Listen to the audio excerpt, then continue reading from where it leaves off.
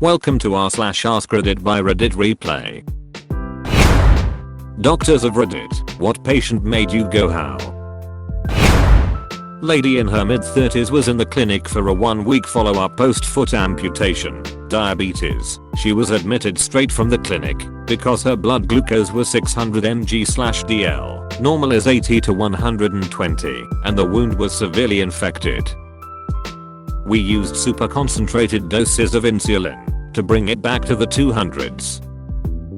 She was on strict diet restrictions and we couldn't figure out how it wouldn't drop any lower than 250. Turns out her kids, teens, had been sneaking giant 64-ounce sodas and candy bars into the hospital, literally 1 week after we chopped her foot off because of uncontrolled diabetes. Not exactly a case of how the duck did you survive that trauma/disease, but how the duck do you even function on your own.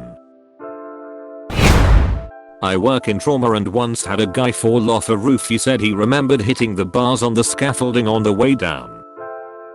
We originally thought he'd fractured his femur, but nope, just a small hematoma. He was in bed next to a man who had broken his ribs and had a small C-spine fracture when he fell forward picking up his keys.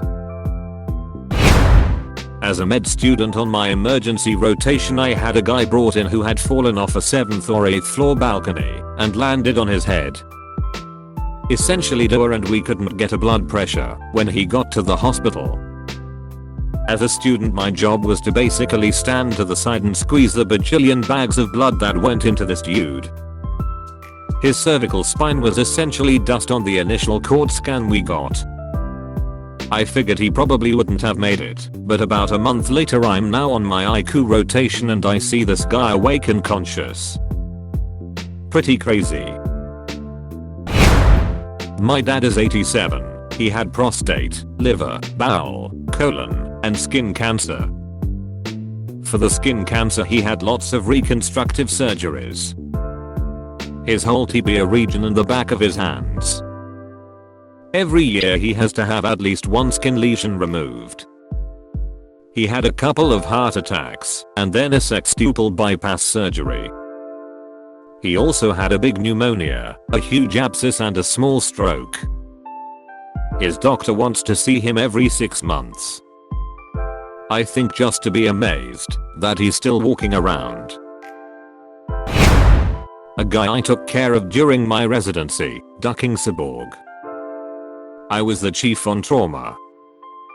Got a page about a patient en route with a stab wound to the chest. When the patient rolled into the trauma bay, he had no pulse. He had been stabbed in his left upper chest, 3 centimeters below clavicle. He got an thoracotomy. If you want to feel like a badass, then do an thoracotomy. We were able to cross-clamp his aorta. We took him right to the OR. We oversewed one small artery below his rib, then transported him to the ICU still intubated. 8 hours later he was extubated and wanting breakfast. Seriously, dude. He was dead 10 hours before. He was also a complete a-hole. No wonder someone stabbed him.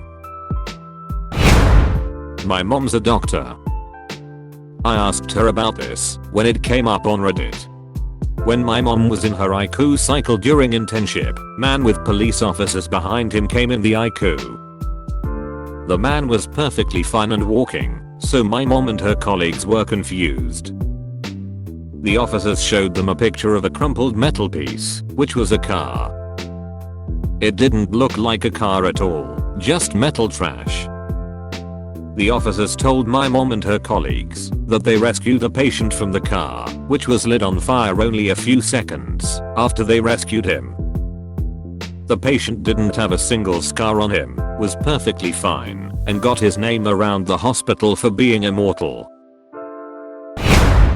A guy, now passed away, who had incurable lung cancer from Agent Orange exposure during infantry service in Vietnam, and his wife had recently died. Cancer. Wife died. Guy was pretty positive, glass half full about chemo considering the double whammy. Asked him how he managed to keep it on the positive. He said he was returning to base with just days left on his enlistment. Rookie pilot has a mechanical failure of some sort in their Hawaii. They are going down, and not the controlled kind of landing either. He assumes he is about to die, says everything got real slow, real bright, and a sense of acceptance and peace washed over him. Rookie pulls one out at the last moment, lands their bird with no casualties. Patient told me he felt he should have died that day, and every single day since was a complete gift. Maybe being alive has a lot to do with attitude. Currently in residency, but this was a patient I saw in medical school. This one has more to do with a patient's past medical history instead of anything acute. Had one patient in one of my internal medicine rotations who was admitted for hip surgery who was one of the nicest, sweetest people I've ever met. Her surgery was pretty routine and there were no complications. In her past medical history, she was diagnosed with stage 4 endometrial cancer that had spread to her brain. Apparently she had undergone chemo, radiation, primary tumor resection, and surgery to remove the brain met. She remained cancer-free since that period. The fact that she had undergone that whole ordeal and appeared to be mostly healthy and was in remission from her cancer really blew my mind. Patient here. When I was 2 I was being treated for asthma due to wheezing, labored breathing, etc. One night it got exceptionally bad, so my mom took me to the ER. They put me face down to do a cord scan. This was 1990, and when they were done, they turned me back over, and I was blue, had stopped breathing. Cord revealed a volleyball-size mass in my chest. Emergency surgery revealed the mass was what would been my twin. It kept growing inside my rib cage and finally had nowhere to go in my toddler body, so it cut off my airway. It had fingernails, hair, appendages, everything but major organs.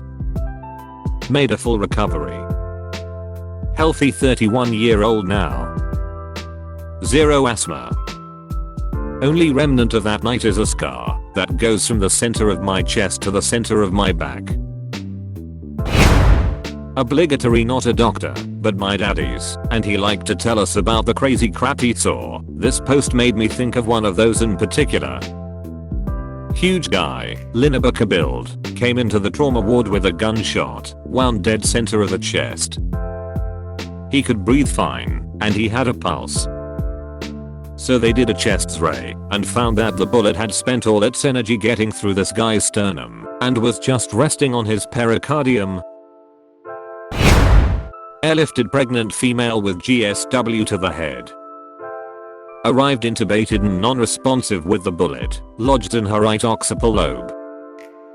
Self-extubated the next day and left the hospital against medical advice 2 days after that with only minor visual deficits. Unbelievable. I'm not a doctor, but I did meet a patient who fell from a 5-story building, landed on his upper back, woke up in the hospital the next morning, and got up walking around like nothing ever happened. Barely a scratch on him. Think about it every time I'm in a building with at least 5 stories, just looking down like how in the world did this guy walk away from that, like he fell off his bike and took a nap. Actually, I've seen worse injuries from someone falling off a bike lol. Veterinarian. Dog hit by a train. It severed the dog's leg and the dog carried its own leg home. Owner brought dog and leg to the ER. Edit, leg could not be reattached due to significant damage to limb. Dogs do great as tripods though. A couple pictures of me before and after brain surgeries were on the front page around this time last year. The mortality rate for acute sideral hematomas is 50-90%. Of those who live, approximately 20-30% regain any brain functioning. Due to the sideral hematoma, the bleeding in my skull was so severe that I also had cranial herniation. My brain tilted 5 millimeters, causing my brainstem to compress into my spinal cord. That I not only lived, but woke up and recovered well enough to go back to work / get married / travel the world / return to baseline physically is a straight up medical miracle. I'm still in touch with the neurosurgeon who was on call at the hospital that day, and he says the same thing. Not a doctor, but was the patient. When I was in boot camp I developed an upper respiratory infection during second phase. I didn't want to get dropped back a platoon, so I gutted through. Got back and went to sick call where they treated me for a host of things. When they x-rayed my chest, the doctors came out with my films and literally asked, how the hell are you still alive? Your lungs are so full of mucus you should be dead. Turned into walking pneumonia at some point. I also had athlete's foot that turned into cellulitis and my last wisdom tooth yanked. So the combination of meds they had me on was enough that I don't even remember that week at all. I have a hospice patient that has been on our service for 4 years. I'm either really great at hospice or really bad at it. Patient here. When I was 7 I had horrible asthma. My mom often lied in my bed with me and listened to my breathing. One night she fell asleep and jerked awake in the wee hours of the night and found I was not breathing. Goes to the ER immediately because it was only like 10 minutes away. Not sure what happened while there, what tests they did, but I was declared dead.